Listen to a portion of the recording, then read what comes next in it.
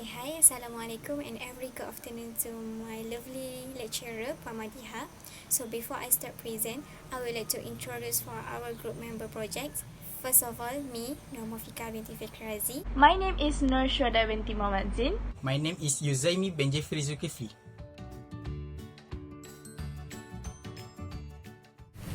So today I would like to present about the introduction.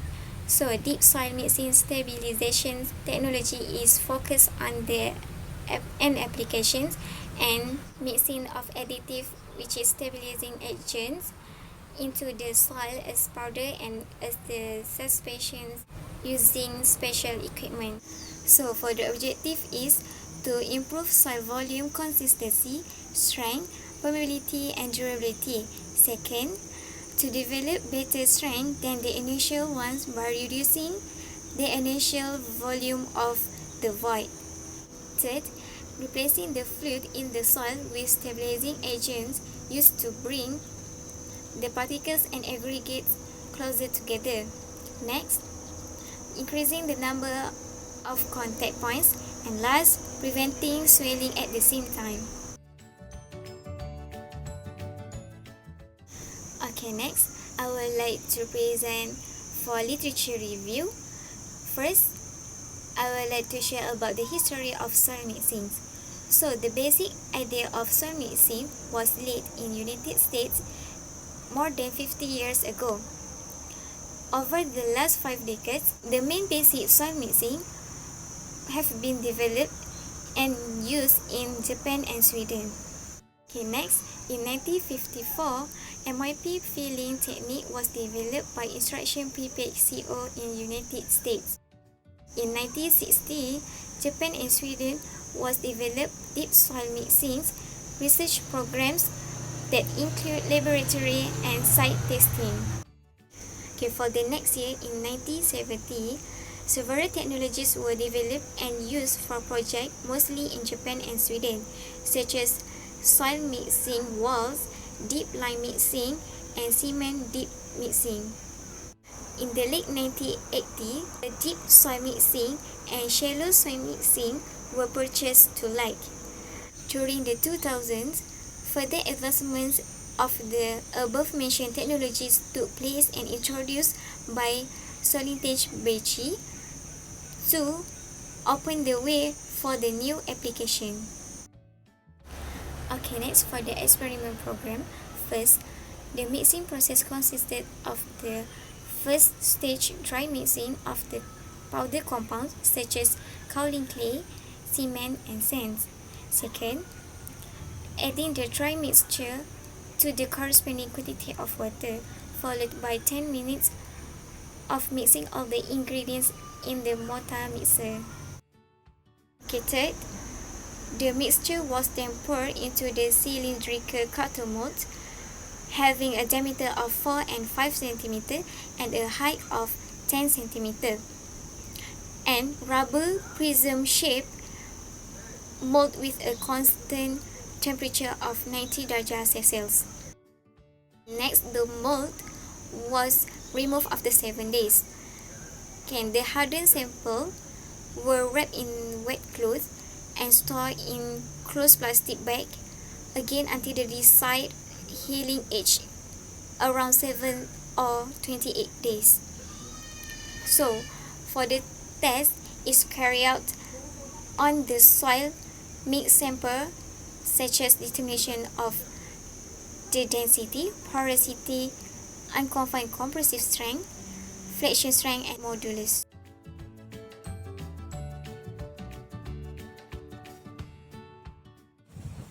Alright, next is methodology. There are 3 types of testing. First is deep cement soil mixing or DCM method. Next is unconfined compressive test, UCS test. And last is core sampling. The first method is deep cement soil mixing. In construction of various structures on compressible, saturated soils like soft clay, low bearing capacity, and escassive settlement are a common problem to deal with. The ground improvement technique using deep cement soil mixing is one of the most suitable methods to overcome this problem. The sole purpose of DCM is to improve shear strength of soil by in situ mixing the soil with cement grout. Application of ground improvement method using DCM method to allow excavation works, construction of embankment for highway, reservoir, and use of soil foundation system in soft soil environment. Next is unconfined compressive test. Unconfined compressive test stands for the maximum axial compressive stress that a specimen can bear under zero confining stress. UCS test is also known as uniaxial compression test since tension is applied to the longitudinal axis.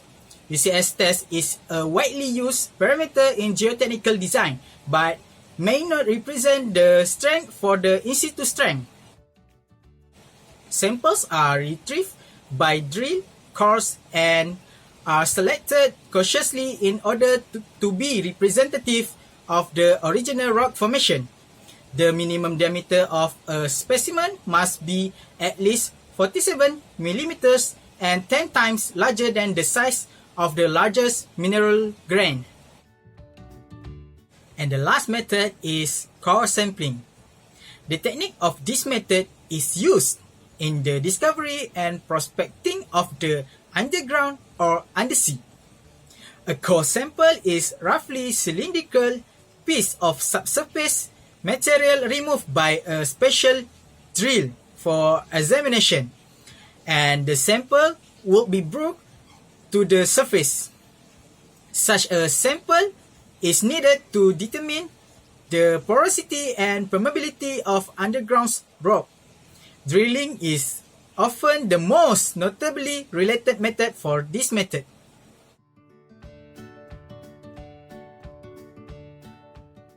Next is the result and discussion.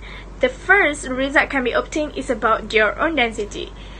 The graph shows the wet and dry condition, which is in density.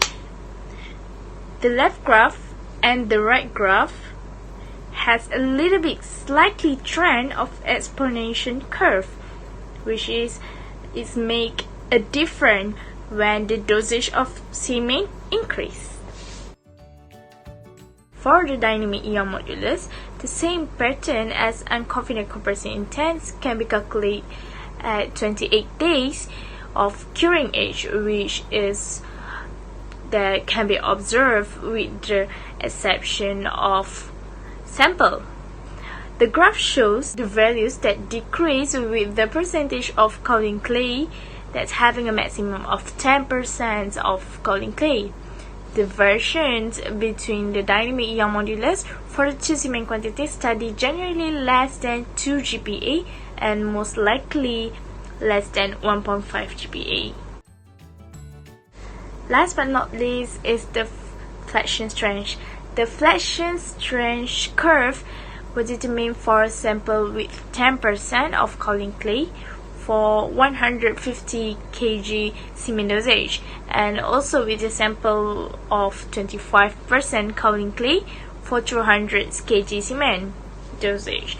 The graph shows the flexion strength between the 100 kg cement and also the 200 kg cement.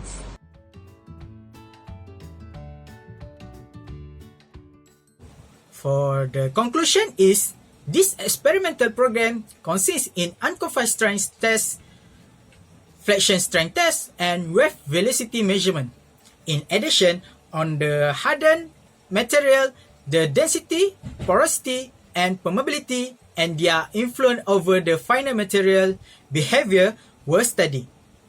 The data present in this report follows the same trend as the other available data from the other studies, confirming a certain repeatability.